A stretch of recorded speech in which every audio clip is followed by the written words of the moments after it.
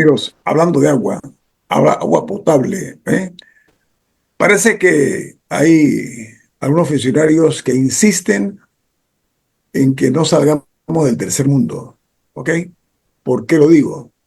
Porque en el país de la abundancia de agua, de peces, el agua en la capital de la República y en el Distrito Especial de San Miguelito, dos de los más grandes de este país, hay cortes con mucha frecuencia en el servicio del agua potable. Por ejemplo, ayer producto de una falla eléctrica en la potabilizadora de Chilibre, Federico Guardia.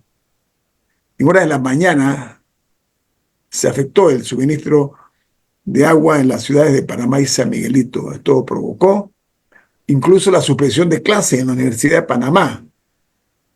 Entonces, esta falta del servicio duró más de una hora. El IDAM, por su parte, informó que la falla fue en el sistema eléctrico de Panamá Norte. Yo quiero insistir, exige esta situación actos heroicos, decisiones ejecutivas serias para ponerle coto a esta constante problemática que nos afecta a todos.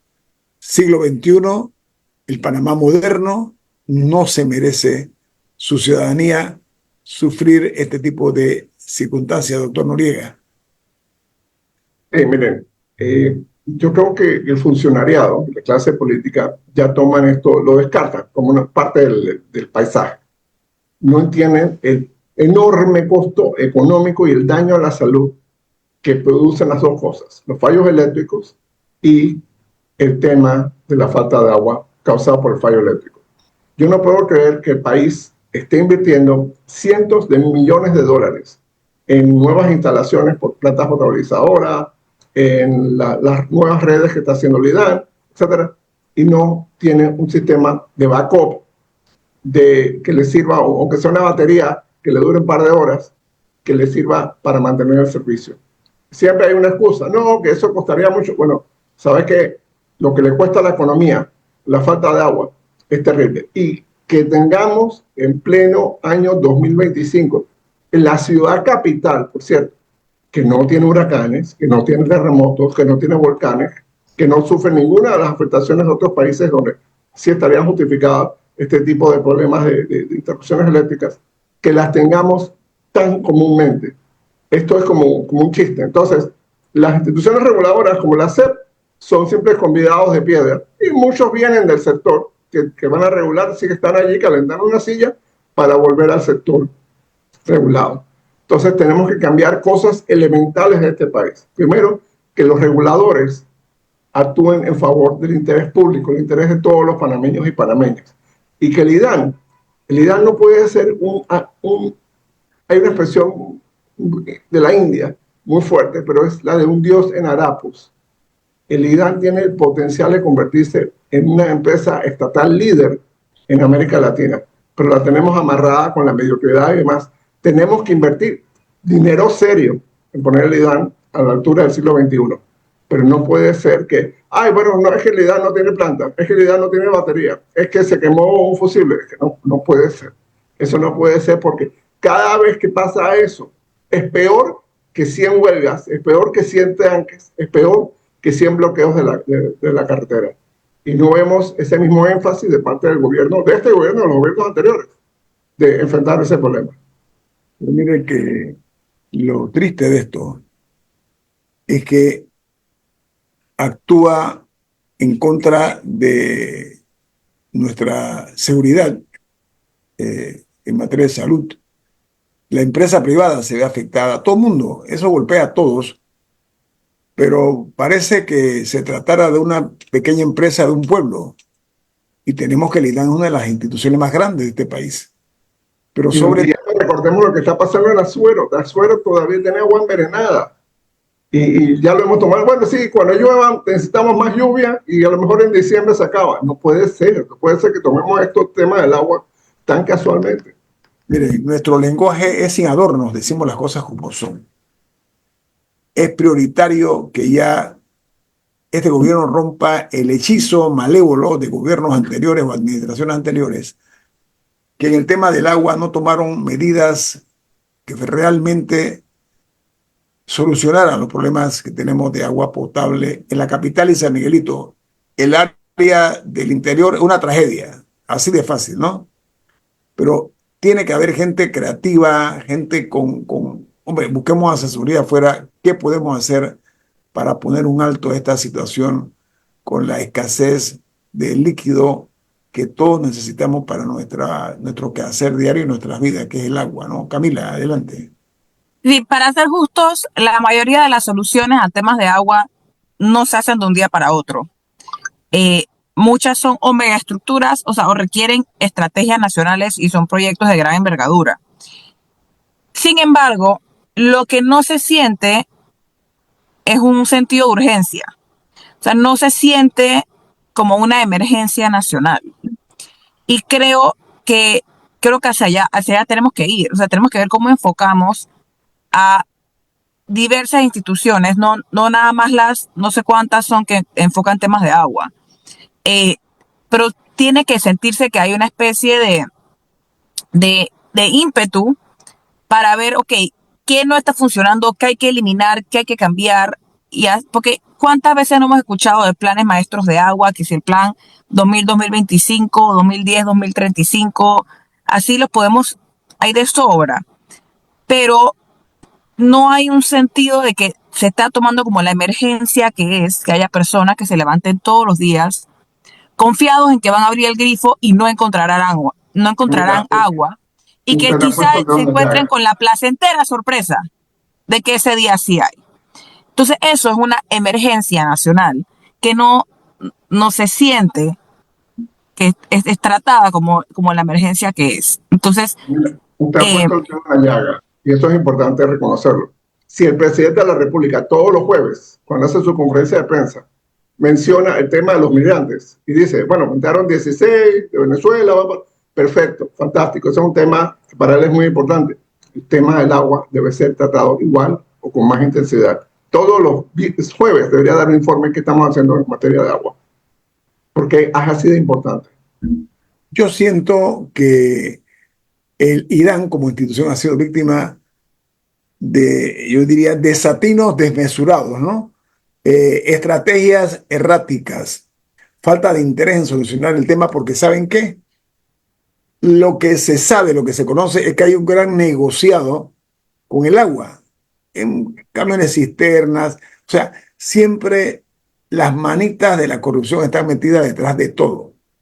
Mientras eso persista en este país de que estamos todavía aquí en la capital de la República llevando agua en camiones cisternas, que es un desangramiento de nuestra economía. Perdón, ok, eso es perder dinero porque lo que nos sobra es agua. Mientras eso persista, nadie se atreva a ponerle coto, pues, hombre, lo que nada nos cuesta, hagamos fiesta, ¿no? Lo que nos está costando a nosotros es agua, que es lo Sí, que nos... es importante, don Guillermo, entender que el IDAL es una institución creada para resolver un problema eminentemente metropolitano. Bueno, Estados Unidos construyó las primeras redes de agua potable para las ciudades de Panamá y Colón. Eso revirtió manos panameñas y no había quien administrara eso. Entonces, el IDAN empieza a administrar eso y empieza a organizar el servicio de agua en las ciudades de Panamá y Colón. Y, por supuesto, se empieza a extender todo el tema. Y en el resto del país era un conjunto de entidades, el MOB, el MIDA, el Ministerio de Salud, etcétera, la misma comunidad, los municipios, era un conjunto de entidades las que daban el servicio de agua potable. Pero eso fue hace 60 años. No puede ser que en más de 60 años el IDAN no ha podido dar un salto cualitativo al nivel que deberíamos tener, precisamente por lo que mencionó Camila. Porque uno, hay otros actores, en este caso el servicio eléctrico, y segundo, hay obras de infraestructura que son importantes. Es mentira que al panameño no le importa el agua. ¿Por qué? Porque es la principal causa de protesta en este país, es el tema del agua. Las redes necesitan la inversión. Entonces, invertimos 1.200 millones de dólares en el supuesto saneamiento de la bahía de Panamá, pero no hemos hecho la contraparte en la restauración de la calidad del servicio de agua, por lo menos en el área metropolitana y ojalá en el nivel nacional. Estamos a tiempo, ¿ah? Estamos a tiempo de dar un giro de timón para que esto en nuestro país pueda comenzar a resolverse con decisión y con las garantías de la buena voluntad política. Vamos al corte comercial. Esto es En Perspectiva, un programa para la gente inteligente como usted. Amigos, por décadas, muchas décadas, lo que ocurre dentro de los predios de la Asamblea Nacional, del hemiciclo, del Pleno y otras áreas, es casi que un secreto que se mantiene bajo las 40 llaves del misterio, ¿no? Ahí no se sabe, y es triste decirlo, cómo votan los diputados. Por poner un ejemplo, allí la ciudadanía desconoce cosas que en ese importante órgano del Estado, que es la representación del pueblo, no le hacen honor, no cumplen con lealtad y fidelidad con sus principios. Una buena noticia, y es que el presidente de las comisiones o los presidentes de las comisiones de la Asamblea Nacional, que son miembros de Vamos, han anunciado que van a formar varios nuevos elementos a la clase política, y es que anunciaron varios compromisos. Uno, que van a hacer públicas las actas. Me parece muy interesante. Algo que es como si estuviera metido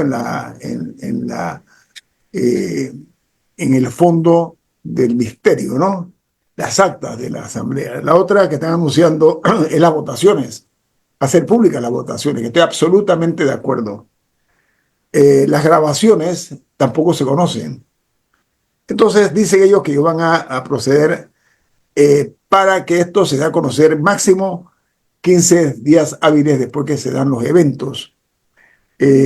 Van a ser públicos, por ejemplo, el nombre del personal que elabora las comisiones, las funciones que cumplen también, y la garantía de que van a estar presentes o a participar en el 100% de las sesiones. Y hablaron de cero tolerancia. Doctora, es un menú tan amplio, hombre, que yo espero que lo pongan en práctica a corto plazo. Sería un giro interesante acerca de lo que ha sido hasta ahora los secretos de ultratumba de la Asamblea, doctor Noriega y Camila. Sí, totalmente. Yo esperaría el comentario de Camila entonces. Camila. No, yo de hecho quería escuchar su análisis de cómo ve el balance de poderes, porque o sea, ahora que ya quedaron asentadas todas las comisiones y qué tanto poder va a tener Vamos de concretar su agenda con estas nuevas implementaciones que están tratando de hacer, tomando en cuenta que por lo menos las más importantes que tenían o que tenían para sus planes quedaron en manos de RM.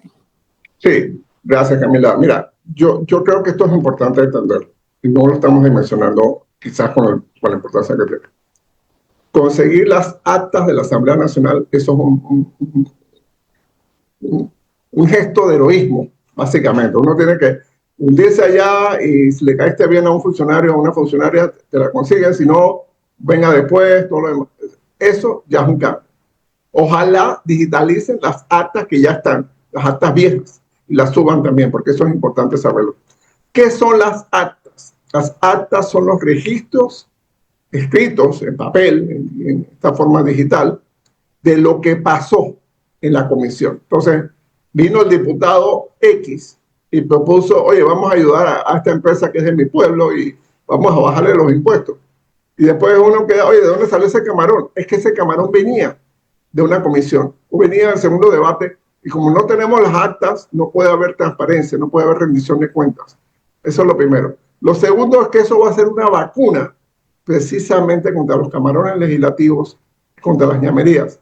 Eso sí, los diputados y diputadas van a tener que adoptar prácticas, digamos, de meditación zen para evitar que se vayan al cuartito y negocien cosas inmencionables y luego aparezcan en los proyectos de ley, en las leyes, aparezcan conceptos que no estaban allí discutidos originalmente. Pero esto es un gran paso, esto es un paso muy importante. Pero, Segundo, doctor Noriega, algo que me faltó mencionar es que lo peor es que no se tienen que inventar nada.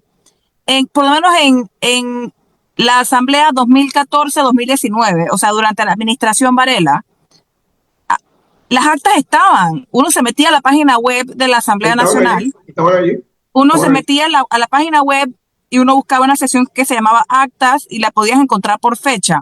A veces faltaban unas específicas y entonces esas son las que uno tenía que pedir, pero uno llamaba a secretaría, les daba su correo y las mandaban y a veces después las subían a la web. Entonces, lo que no entiendo porque ahora tenemos que volver a inventar la rueda. No es que estamos pidiendo un proceso sumamente complicado que nadie sabe hacer. Esto se hacía hace 10 años. Sí, totalmente. Ahora seguramente hay hasta herramientas de inteligencia artificial que ni siquiera tienen que poner a un ser humano a que lo haga. Hacerlo, sí, exactamente. Que podrías programar algo y que todos los días automáticamente te transcriba y te suba el documento. O sea, ahora debería ser más fácil, ahora no debería haber excusa. Sin embargo, nuevamente echamos para atrás. Y eso pasa muchísimo en la Asamblea, Camila. La Asamblea hubo el aparato, los sistemas para la votación electrónica hace más de 15 años. Solo pagó el BID, costó más de $3 millones. Y los mismos diputados y diputadas lo sabotearon, no lo querían. Entonces, ahora lo tenemos. Pero igual, tienen sus salidas para votar de forma anónima, de forma secreta, y pasa lo que pasa. Que nos lleva al tema del balance de poder.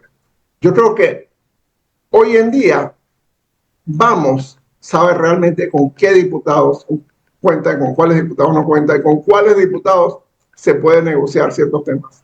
Y eso es muy importante, primero que todo. A lo mejor ya la alianza no es de 37, a lo mejor es de 32, a lo mejor es de 30, a lo mejor es de 34.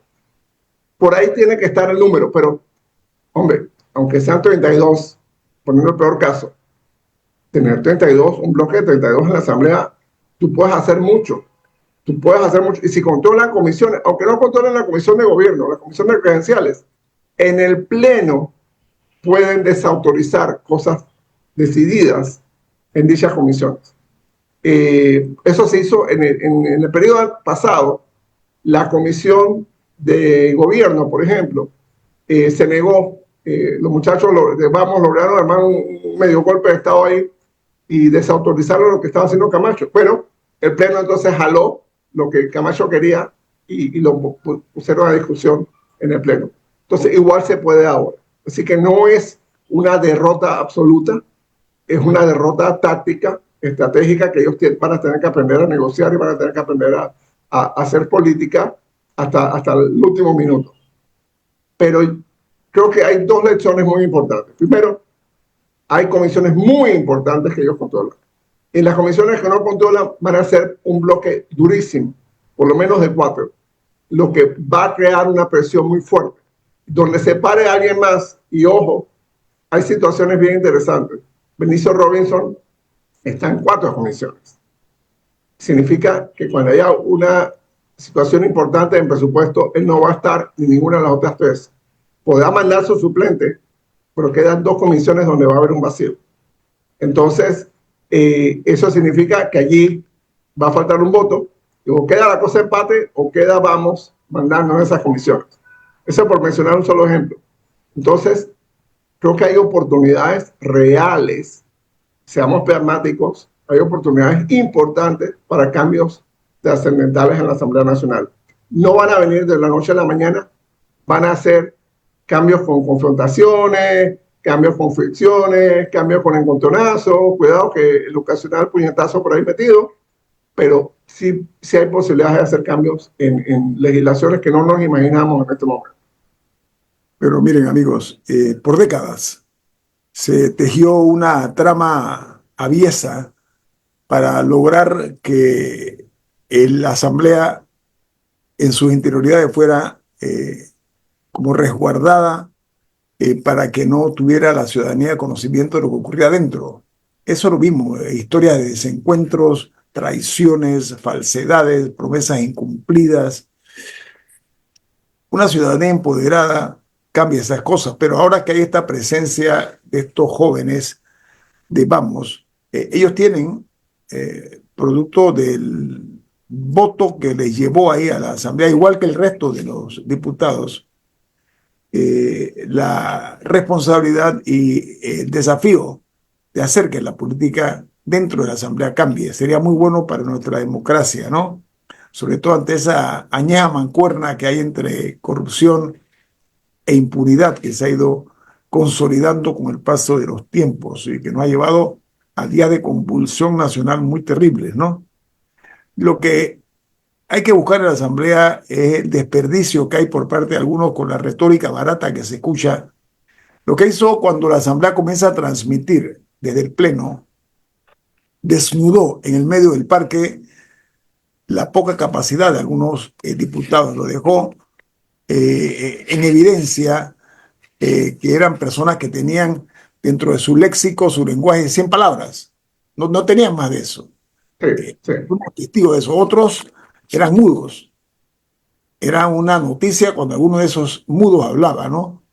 Es una forma parasitaria de vivir, cobrar sin trabajar. Y la gente habla mucho, ay, aquel tipo que no, no, no, no. Eso también se da en otras áreas de la estructura gubernamental. Creo que con este cambio de conductor tiene la Asamblea, ojalá que estas promesas se conviertan en realidad. Sería uno de los más grandes logros de esta administración de la Asamblea, doctor Noriega. Y yo estoy muy optimista, debo confesarle, ¿eh? No sé usted cómo la ve. 2 minutos. Yo creo que vamos a tener cambios importantes. No todos los que deseamos, ni todos los que presente o respalde vamos, pero sí vamos a tener cambios importantes. Las peleas más grandes se van a dar en los últimos años de esta legislatura, de este periodo de sesión. Perdón. ¿Por qué? Porque el PRD va a tratar de mostrarse como partido de oposición hacia finales de la legislatura, entonces va a querer pasar iniciativas legislativas fuertes y críticas del gobierno, que ahora mismo no está respaldando. Eso por decir un tema.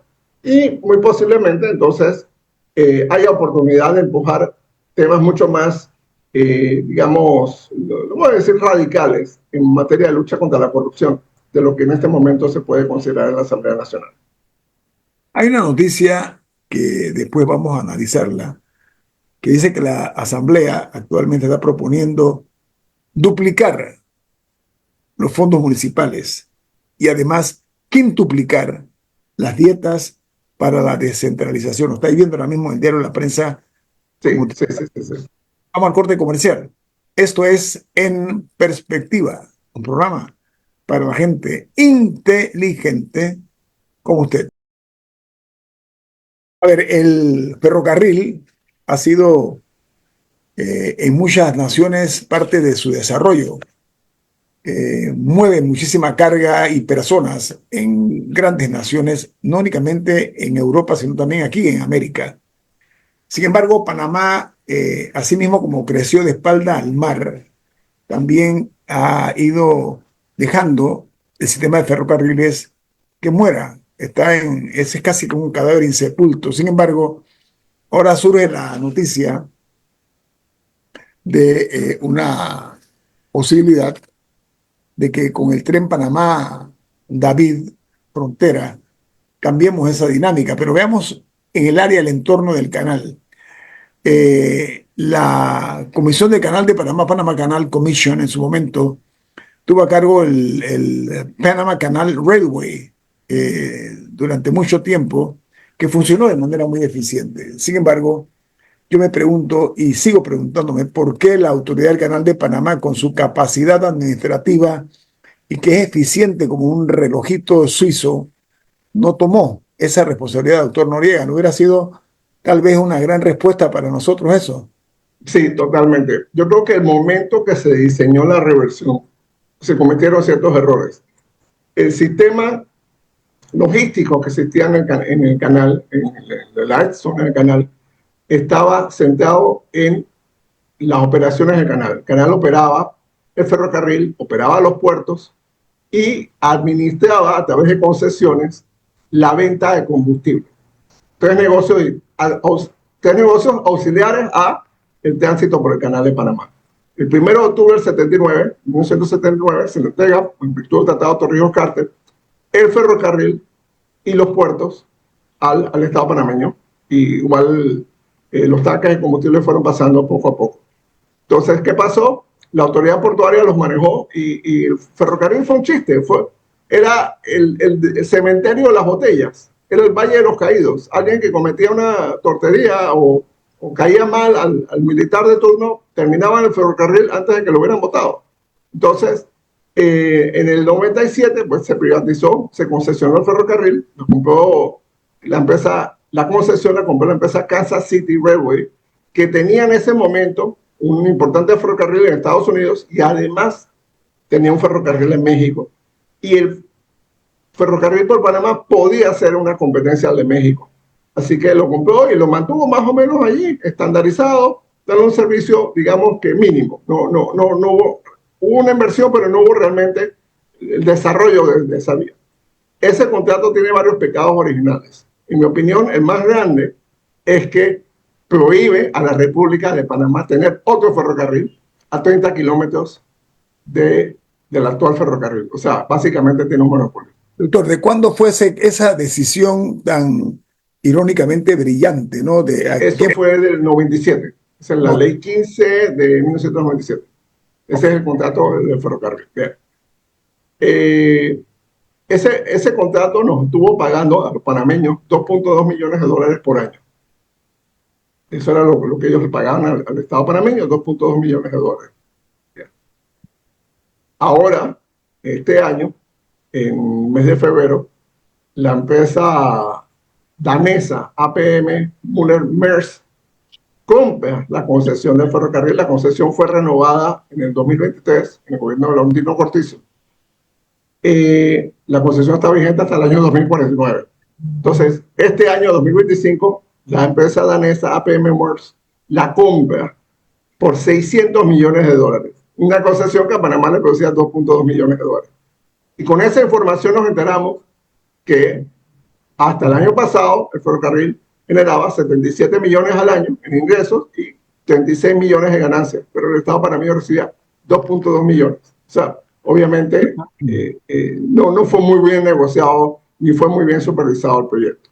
Ahora Mærsk la compró. Obviamente Mærsk es un usuario muy importante del canal y seguramente también es un usuario muy importante del ferrocarril. Muy probablemente van a hacer inversiones importantes allí. Paralelo a esto, en la Asamblea Nacional, el diputado Cristiano Adames y el diputado Joan Manuel Guevara, Cristiano Adames del PRD, Joan Manuel Guevara de la Alianza Mixta, presentaron el anteproyecto de ley 119. Ese anteproyecto de ley lo presentaron la semana pasada.